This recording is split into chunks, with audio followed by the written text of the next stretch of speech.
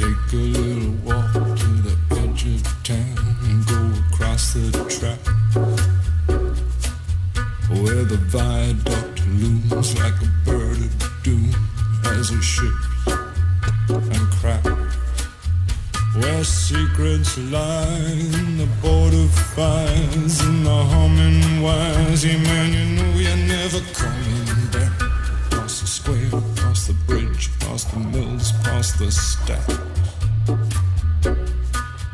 On a gathering storm comes a tall, handsome man in a dusty black coat with a red right hand. Hello warriors, myself Sigma 999 and welcome to our channel Amazer 999. आज हम Syria में गृह युद्ध के बारे में देख रहे हैं। कैसे सत्ता और आम लोगों के बीच की जंग 90 डिग्री का बदलाव ले लेती है।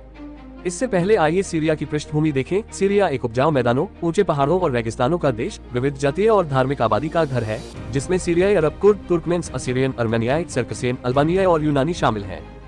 धार्मिक समूहों में मुस्लिम, ईसाई, अलवाइट्स, ड्रूज और याजीदी शामिल हैं।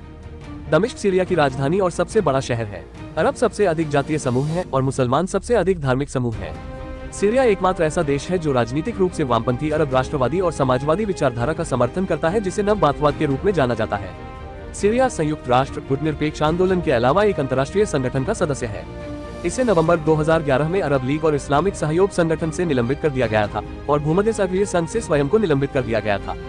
अब बात करते हैं सीरिया में गृह युद्ध की। दशकों की अधिनायकवादी सरकारों के बाद कई मध्य पूर्वी देशों के लोगों ने संसद में अपनी आवाज उठाई और अपने नेताओं को अरब स्प्रिंग कहा जाने लगा। मिस्र और ट्यूनीशिया में विद्रोह त्वरित और निर्णायक थे। लीबिया में विरोध प्रदर्शनों के कारण एक छोटा गृह युद्ध हुआ जो मुअम्मर गद्दाफी की मृत्यु के साथ समाप्त हुआ। सीरिया एक और कहानी है। यह सीरिया के राष्ट्रपति बशर अल असद हैं।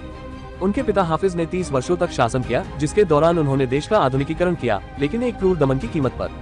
शार्क अपने पिता की मृत्यु के बाद सत्ता में आई 2000 में और सबसे पहले उसने संकेत दिया कि वह एक अलग तरह का नेता होगा, लेकिन अपने लोगों के साथ हनीमून नहीं चला।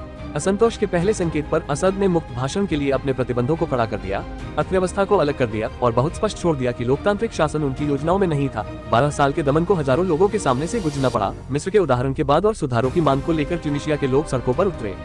पहले असद का रुख समझौतावादी था, लेकिन दमन जारी रहा, जिसने बदले में देश भर में कई गुना विरोध किया। सेना ने प्रदर्शनकारियों के खिलाफ गोलियां चलाकर जवाब दिया। सैकड़ों लोग मारे गए और हजारों गिरफ्तार किए गए। प्रदर्शनकारियों के साथ शांतिपूर्ण समाधान का कोई मौका नहीं मिला। लगभग तुरंत ही सशस्त्र विद्रोहियों के छोटे समूह दिखाई देने लगे। तब से सरकार और विद्रोही एक युद्ध में फंस गए हैं, जिसने संघर्ष के पहले 18 महीनों में 60,000 से अधिक सीरियाई लोगों के जीवन का दावा किया। प्रथम विश्व युद्ध के बाद फ्रांसीसी और ब्रिटिश ने मध्य पूर्वी देशों की सीमाओं की स्थापना की, कई धर्मों और जातीय समूहों को एक ही क्षेत्र में समूहित किया। उनमें से एक अलवाइट्स का मुस्लिम संप्रदाय 70 के दशक से सीरिया की कमान में है, जबकि आबादी का केवल 12% प्रतिनिधित्व करता है। देश को चरमपंथियों के हाथों से बाहर रखने की विचारधारा के तहत असद ने उनके कदम का जमकर समर्थन किया और उन्हें चुनौती देने वालों को कुचल दिया। युद्ध की शुरुआत के बाद से यह स्पष्ट था कि यह लंबे समय तक चलेगा, मुख्यतः क्योंकि विभिन्न विद्रोही समूहों के पास संख्या, हथियार या एकीकृत विचारधारा नहीं थी।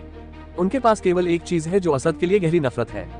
जैसे जैसे सप्ताह और महीने बीतते गए, विद्रोहियों की संख्या और रिकॉर्ड में वृद्धि हुई, लेकिन असद को गिराने के लिए पर्याप्त नहीं था, जो अब ईरान से सहायता प्राप्त कर रहा है।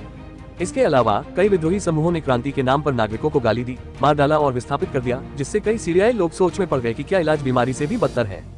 मुख्य रूप से इसलिए कि रूस और चीन ने असद के खिलाफ किसी भी तरह के अंतर्राष्ट्रीय प्रयास को रोक दिया है। रूस और चीन की सीरिया में रुचि है और उनके नेताओं का मानना कि अरब स्प्रिंग ने इस क्षेत्र में सुरक्षा या स्थिरता नहीं लाई है।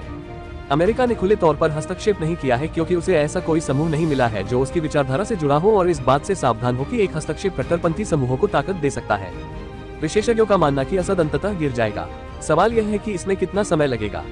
हालांकि मुख्य विद्रोही समूह एक गठबंधन में शामिल हो गए हैं, लेकिन असद के सत्ता से बाहर होने के बाद यह टूट सकता है। सत्ता के लिए संघर्ष एक नए गृहयुद्ध और यहाँ तक कि देश के विखंडन की ओर भी ले जा सकता है। संघर्ष तुर्की, लेबनान और इराक जैसे देशों तक भी बढ़ सकता है, जिससे मध्य पूर्व की नाजुक स्थिरता को खतरा है।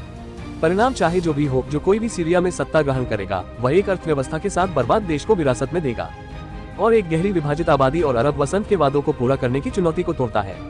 यहाँ तक आपको सीरिया में गृहयुद्ध के बारे में बताया। अगर आप हमारे वीडियो पसंद करते हैं तो इसे लाइक करें और हमारे अगले इंटरेस्टिंग वीडियो के लिए सब्सक्राइब बटन दबाएं। युद्ध आए टिप्पणी अनुभाग के बारे में अपनी राय बताएं। देखने के लिए धन्यवाद।